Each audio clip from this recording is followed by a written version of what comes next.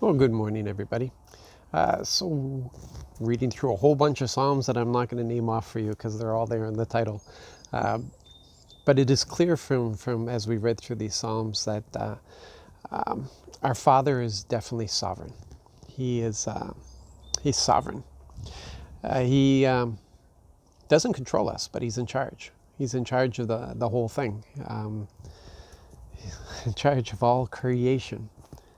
But he refuses to control us.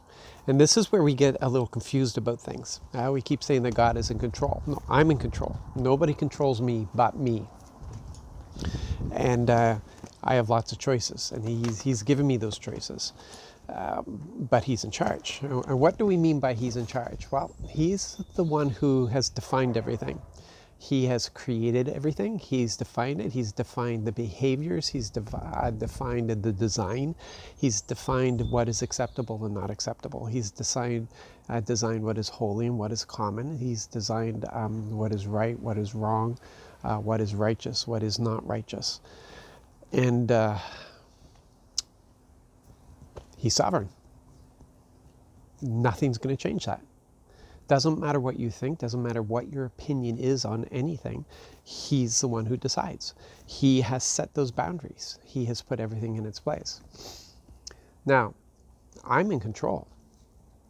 I can decide whether I want to live in his camp or don't live in his camp. I can decide for myself. You know, we now have the technology that I can decide the color of my hair if I don't like the hair that I've been given. I can control lots of things in my life.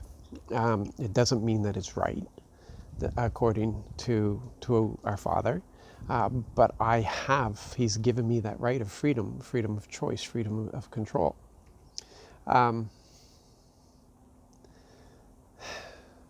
If I'm wise, then I'll understand that my Father is loving, and He would never design anything in a way that is designed to destroy me. He is for me. He's not against me. He has compassion and mercy and grace. And we understand that we live in this age of grace. We can't live by what we read in the Old Testament. The Old Testament was a time of judgment. But we now live in an age of grace with one day reserved for judgment.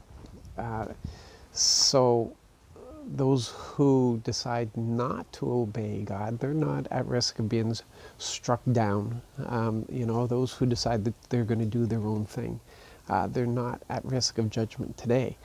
But that one day is coming when we'll all have to give an account for ourselves. And the crazy thing is that those who are rebellious, who remain in the rebellion, are actually what they're going to be judged for is for their acceptance or rejection of Jesus Christ. So, I mean, obviously we've rejected, so we're no longer considered to be the rebellious, even though there might be times that we act in a rebellious way, doing our own thing because we mess up. But there are those who live in that state, and they will have to give an account for what they did with their knowledge of Jesus Christ. We know it is wise to live according to Father's heart, because there's no heart like what He has. His compassion, His understanding, His mercy, His grace, His knowledge, His power, everything. He's so incredible. And one of the incredible things is that He has given me that freedom to choose for myself. I choose Him, and in choosing Him, I surrender my control. I give over my control. I give over my opinions. I give over my